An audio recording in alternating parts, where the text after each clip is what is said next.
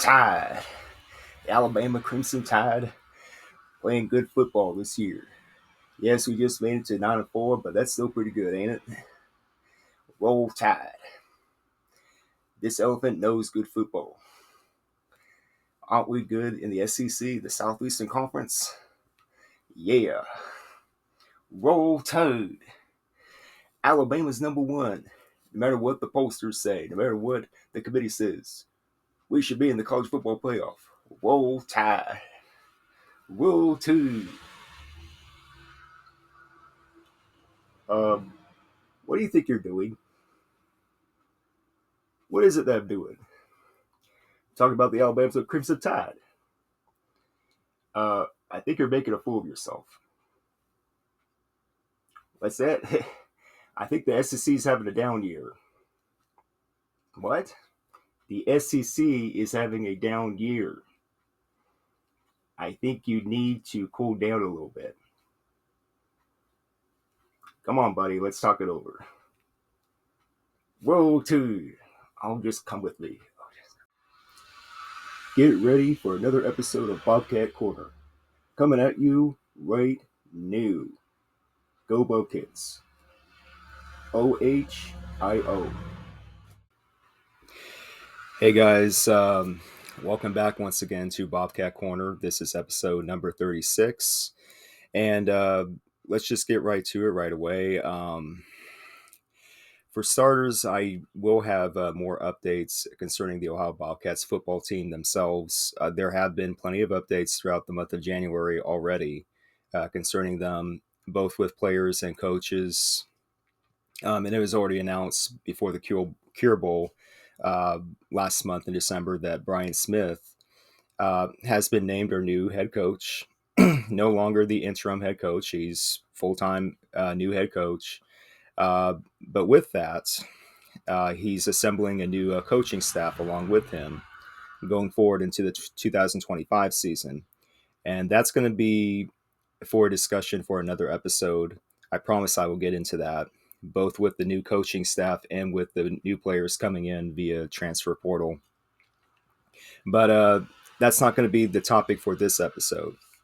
Now, the topic for this episode strictly has to deal with sports media, mainstream media, and who reports what and how they report it when it comes to what kind of narrative sports media outlets want to give to consumers, to viewers, to college sports fans like you and me. And I think it has become a really important topic for various reasons. And I don't want to get long-winded when I say this because I got to choose my words wisely, but I also got to get to the point. The title of this episode is Sports Media Narratives. And it's obvious by what I mean by that. When you see, countless promotions of like the SEC and the Big Ten as conferences, for example, who are they backed by mainly? That would be ESPN and FOX, respectively. And there is a reason why ESPN and Fox go out of their way to promote these conferences, because they have deals inked with these conferences. Now, ESPN has to promote content concerning the SEC, and Fox has to promote content concerning the Big Ten. That's just how it goes. They have these contracts in place where they have to do it. And ESPN has made it no secret throughout last 2 decades, really, who they support mainly. It has been said by many different college football fans, college sports fans in general, that ESPN basically has their hands in a lot of cookie jars right now. There is this ESPN family of conferences, so to speak, a term coined by a friend of mine, Bill, that college football guy. Shout out to him again. The ESPN family of conferences, with one of them being the SEC. And not just being one of them, I have to say that the SEC They are the golden children, so to speak, of ESPN. They are the favorite child. There's just no secret about that. And then you have other conferences like the ACC, which, yeah, they are in the family of conferences for ESPN, but they're not favored. The ACC is always pushed aside when push comes to shove, especially when you pit ACC against SEC. You know where ESPN is going to go between those two conferences. And yes, the ACC has a contract in place with ESPN, but they're an afterthought in comparison. And same thing with the Big 12. Partially, part of the Big 12's deal, their media rights deal, part of their deal is with ESPN, but also part of their deal is with Fox. Big 12 is in this peculiar position where they have to do a balancing act where it's like, okay, we got to please ESPN a little bit. We also got to please Fox a little bit. And they just inked a deal with TNT to have their games aired there. So there's definitely a balancing act going on with the Big 12 when it comes to football content. So yeah, and I have not even scratched the surface on G6 conferences and their media rights deals. And yeah, the conference that my team, the Ohio Bobcats, are in, you know, the MAC, Mid American Conference, they have a deal inked with ESPN. They are part of the family of conferences. But even with that, the comparison between a G6 conference like the MAC, you compare that with the ACC and the SEC, the MAC is like even more of an afterthought, way out there. It's like they can't even get into the house. At least the ACC is in the house, and the SEC is in the best room of the house. G6 conferences like the MAC and the American Athletic Conference, they can't even get in the house, if I can make such an analogy. So that's the favoritism going on with ESPN. And I'm trying to circle back to this narrative where ESPN pushes this. And you've been hearing this the last few months, especially when this past season you started hearing all this pushing, all this campaigning for, oh, the SEC should have all these teams in the college football playoff. And it didn't exactly work out the way that ESPN thought it would. And you have all these talking heads that do the dirty work of ESPN, basically, creating a narrative, which they have been doing for over 20 years, let's be honest. You have talking heads such as, for example, Paul Feinbaum, Kirk Herbstreit, have to include him, Heather Dinich, even retired head coach Nick Saban, who I'll get into in 1 minute, and Pat McAfee, he's a clown. I'm sorry. I have no respect for Pat McAfee. He has this show on ESPN where he's like making a fool of himself, and he thinks he's so cool and he's not. I'm just being honest. But anyway, back to Nick Saban, one of the most accomplished, successful head coaches of all time in college football. Um, definitely knows his X's and O's when it comes to the football field. No doubt about that. But let's be honest, he had help. Nick Saban had so much help along the way. And don't tell me that he did not have any help, because he did. Financial help, I mean. So, all this stuff about ESPN creating this narrative, it's sad. It's sad because it is giving the sport of college football a black eye, a long-lasting black eye, in my opinion.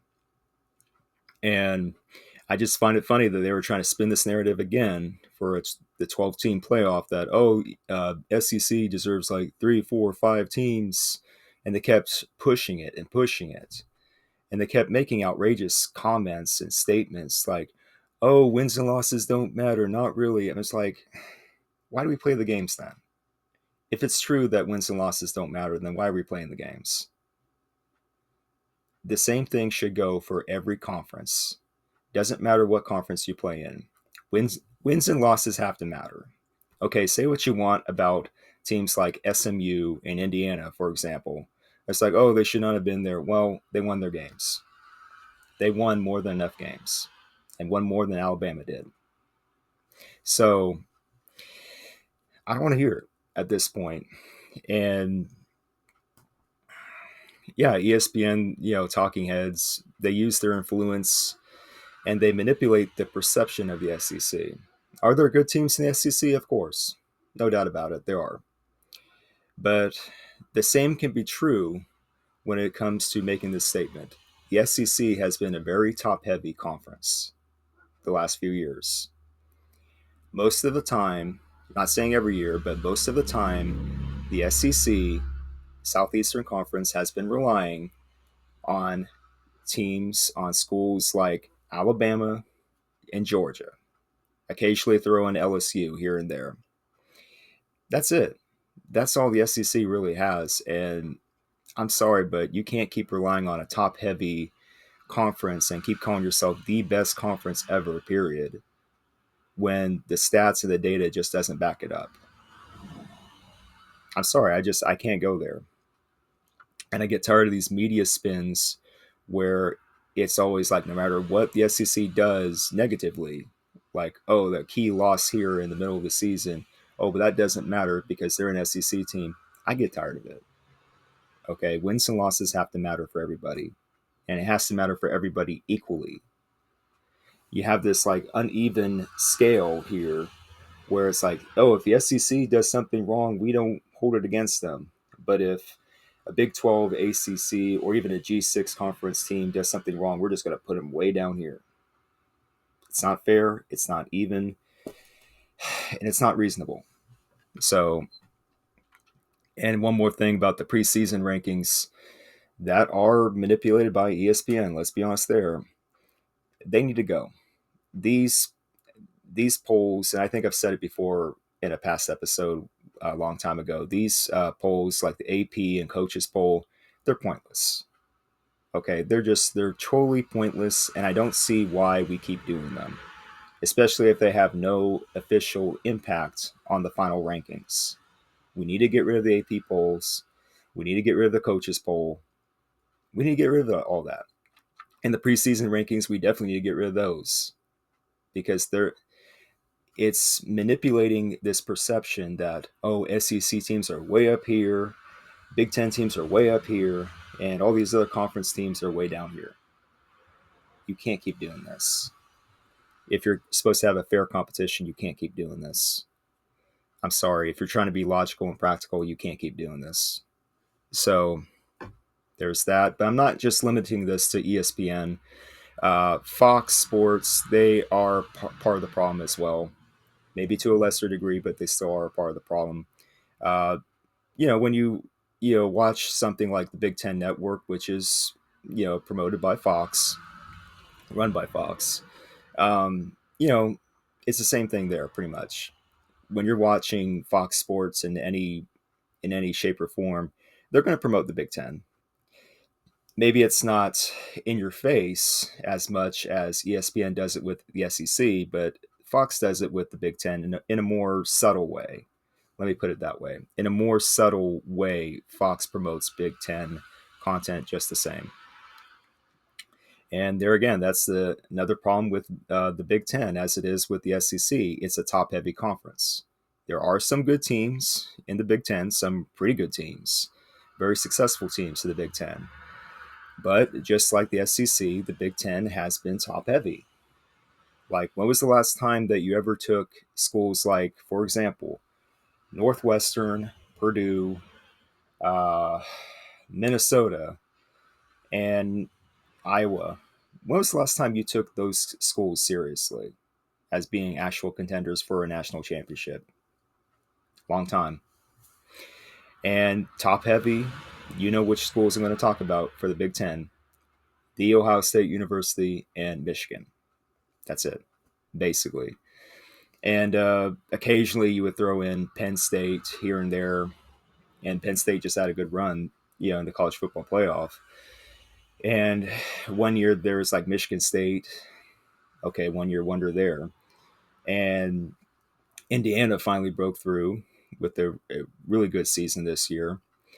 How sustainable that's going to be for Indiana, who knows? But yeah, but it's basically been Ohio State and Michigan carrying the flag for the Big Ten. And everyone knows that. So there's this really, it's really, I think, toxic when you spin a narrative, no matter what conference you're promoting. When you get into this kind of like delusional kind of state where it's like, oh, no matter what your conference does, you're still in the right, you're going to run into problems. I'm sorry, you just are. And, now you're having talk about, oh, if Ohio State beats Notre Dame this upcoming Monday night for the national championship, oh, did Ohio State buy themselves the championship, spending $20 million alone in talent for players? Now, that can be up for debate. I'm not going to get into that debate, but it's like the talk is there. Generally speaking, the talk is there. And even the year before with Michigan, when they won it all, the previous year, you had controversy. You had this Connor Stallions thing where it's like illegal scouting and all this brouhaha about, oh, did Michigan cheat? Did they not cheat? Yada, yada, yada. And it's just, it gives the conference, the Big Ten conference, a bad look from a PR standpoint. And of course, Tony Petitti, the commissioner of the Big Ten, he did not do anything about Michigan. Not really. And nothing stopped Michigan from competing for the national championship, and they won it. So you have to question these things. That's all I'm saying. And speaking of commissioners, I'm going right back to the SEC for a minute. Greg Sankey, he thinks he has all this freedom to say whatever he wants, whenever he wants, and he just makes a fool of himself. I'm being honest. He makes a fool of himself. He's smart. Don't get me wrong. He's a smart businessman, but he's also arrogant. And he doesn't know when to be quiet, if you want me to be honest with you. So, and there are three key points that I want to say when it comes to sports media narratives. The basic point that I want to get to before I wrap this up is that, yes, the Big Ten, the SEC, they have more power, more resources, and pre-established advantages in more ways than one. We all know this. We've been dealing with this for many years now, for as long as I can remember as a college football fan. I've known this. It's no secret. They have a head start almost all the time compared to other conferences. It's just something you have to deal with. But I do wonder how much longer the rest of us are going to deal with this, because the arrogance is ramping up to a level where it's getting hard to put up with these guys, if you want me to be honest with you. The leadership of the SEC and the Big Ten. More power, more resources, pre-established advantages. Yeah, understatement. And again, I just don't like this idea that the SEC and the Big Ten, along with the help of ESPN and FOX, they always base their success off how much money they have and what they've done historically. Not that it doesn't matter, guys, but it should not always matter in the here and now. Like I said originally, wins and losses have to matter. And it's not about what you've done 5 years ago. It's not about what you've done 10 years ago. It's not about how much money you have in your bank account. If you're not getting it done on the field, you should not be rewarded otherwise. Okay. I mean, really, for example, if you're playing the Big Ten and you go 8-4, should you have more rights than a, let's just say, a Conference USA team that goes 11-1 but somehow loses their conference championship? I don't think so. You have 4 losses. There's a reason why you lost 4 games. I'm sorry. Same thing with SEC. You go 9-3, and you think you have more rights than, let's say, an American Athletic Conference team that goes 10-2 and probably does win their conference championship game. Do you have more rights than them? I don't think so. And it should not go that way. Like I said, we have such an unbalanced way of thinking when we're measuring these teams. It needs to stop. If you want me to be honest with you guys, it needs to stop. And I'm sorry, you just can't keep basing success off what you think, hypothetically, what you think you're capable of. You got to prove it. You got to have facts to back it up if you're going to make something like the college football playoff. And lastly, last point I want to make before I get off here, competitive balance is very much lost in translation. Um, back in the day when I was watching the NFL, I don't anymore because I think the NFL is trash now. But when I was watching the NFL many years ago, I thought that it had parity, it had competitive balance, and if college football is to be taken seriously, it has to have competitive balance. You can't have this pre-established notion that, oh, the Big Ten, the SEC are just going to get there at the end. We pretty much know it. Write it down in pencil, basically. And then these other conferences, Big 12, ACC, and the G6 conferences, oh, forget about them. They don't matter. Stuff like that has got to stop long term, guys, because it's really ruining the integrity of the game long term, in my opinion. And I do think eventually in the future, the more that we keep expanding the college football playoff, the more teams that you let in to a tournament like this, you have to open the door a little bit more for G6 conferences. You have to do it. I don't care if the SEC and the Big Ten, I don't care if Greg Sankey and Tony Petitti don't like it. They're going to have to compromise a little bit and give the G6 conferences at least a second seat at the table. Right now, we're only promised one seat. Out of 12 seats, we're only guaranteed one. And if you keep expanding this to like 14, 16, or even more, don't you think that you should give the G6 conferences at least 2 seats? That's all we're asking for, too. And it's like it becomes kind of pointless that you have all these conferences and only one can get in because of what the guys in the ivory tower are thinking. Just something to think about. And I know people are going to blast me. They're going to bash me about, oh, you shouldn't be saying that, Stephen. But I said it. So there. But yeah, sports media narratives, they can be toxic. They can be painful. They can really hurt the perception of a sport. And ESPN and Fox, both of them collectively have done a pretty lousy job of maintaining the integrity of college football. I'm sorry, but that's just how I feel. And it's something that has to get fixed. Will it get fixed? I have my doubts, but we'll see what happens. We're just going to have to brace for impact, all of us. So, yeah. Anyway, yes, like I said at the start of this, I will get back to reporting about the Ohio Bobcats, specifically about what's going on with their roster, with the coaching staff, and the players. That's coming up soon. That's definitely on the table here very soon. I'm going to get to that. I'm going to update you guys on what's going on with the Bobcats. So, yeah, I hope you guys have a good day. I'm having a good start to my day, having a cup of coffee back there. So, yeah, um, really, I hope you guys have a good day. Take care, and Bobcat Corner will return.